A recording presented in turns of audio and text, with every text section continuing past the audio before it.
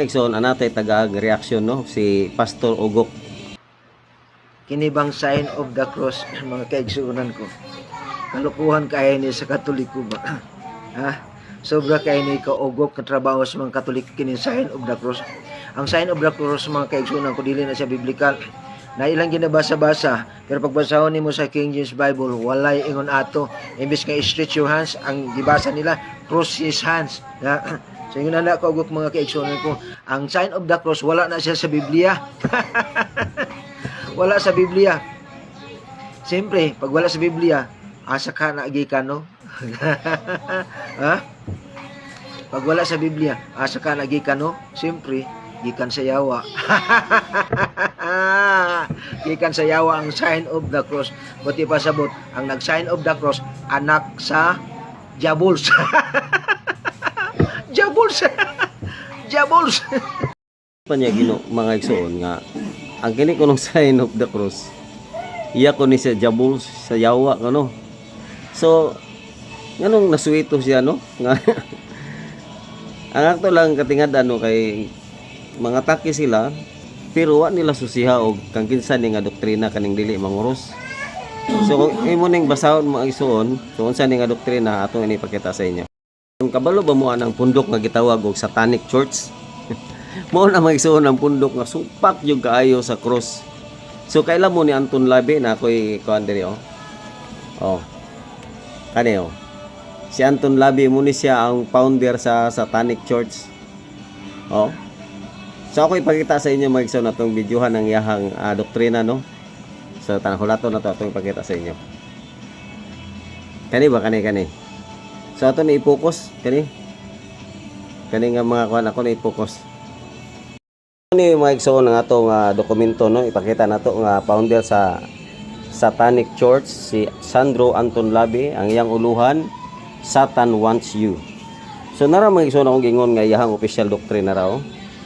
Oh, Church of Satan known as Antichrist, Anti-Jew, Anti-Religion, people in the right places, the Satanist katong ikularo. The Satanists absolutely reject Christian doctrines. The sign of the cross, veneration of saints and martyrs, sa paggingon dire. Oh, relics and images, power of pardoning, baptism of infants, Holy Trinity, sacrifice prayer offered for the dead. Oh, might be pardon for their sin. Celibacy, confirmation, marriage, bond unbreakable, anointed of the sick, Christian holidays, Christmas, Good Friday, Palm Sunday, Christian Feast, Easter Sunday, Ash Wednesday. Mga igsoon ng iyang doctrine official mga igsoon sa Satanis. Supak sa sign of the cross na raw, sign of the cross dahil klaro. So tanawon mo mga igsoon kinsa man lugar karon ang iya sa Diabols. Kining official doctrine sa Niton Sandro Labi na may ako ining iyahang dokumento na ani. Kini ang official doctrine nga susama man gyud sa dili Katoliko. Oh, kanang mga dili Katoliko dili manguros, dili mo bunyag og bata, dili mo to og Holy Trinity, dili mo to og mga santos, Easter Sunday, Good Friday. Mo man na inyong mga gipang supak. Ya mo man day kaparehas man day mo ni kuan. Anton Labi. Oh. Napamayang mga gipang supak diri migsuon nga yung official doctrine na pwede sa ubos. Pero kato lang akong i-highlight tong katong sign of the cross. Supak. Supak kay sa matod pa niya iya sa Diabolos. Kinsa man naman karon ang iya sa Diabolos karon? Ha? So wala ko ningon nga mga kauban mo ni Sandro Labi ha, pero basin. Basin kay ngano supak mga ka. Ha? So mga igsoon sa day ng cross mga igsoon so, ang gibalik-balik sa Katoliko, ang kining sign of the cross, so kining cross mismo sign na ni siya. Kining cross itself sign na siya sa Christianity. Mao nay hinungdan nga ang tao nga nahamulag sa Dios tungod sa sala giuli pagbalik sa Ginoo pinaagi sa iyang pagpakamatay sa krus Mo na mga igsoon na mabasa na sa episodos 14 nga to sa 16 na tungod sa cross no, ipakamatay ni Kristo. Mo nang nasa 1 Korinto 1:18 nga ang kaasuyan sa cross, mo nang kaasuyan sa cross kanang pagluwas na to, kanang gihisgutan sa episodos 14 nga to sa 16 no. Ang kaasuyan sa cross mo na siya nga gibalik ang talikala nga nabugto, gibalik pagbalik sa Ginoo tungod siya ang pagpakamatay diha sa cross. Muna dahil nasa 1 Korinto 1:18 ang kaasuyan sa cross alang ni adtong nangalaglag binuang apan kanato nga mga nangaluwas kini siya gahom sa Dios.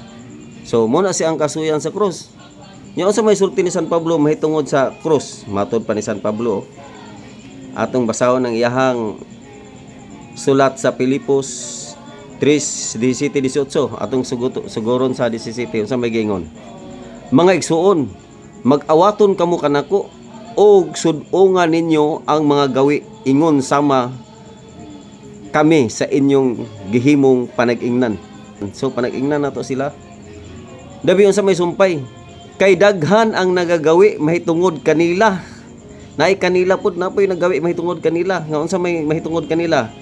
Ingnon ko kamo sa makadaghan ug karon iginaingon ko uban ang paghilak nga sila mao ang mga kaaway sa krus ni Kristo. So si San Pablo nagsulti uban sa paghilak nga sila uban mga kaaway sa krus ni Kristo.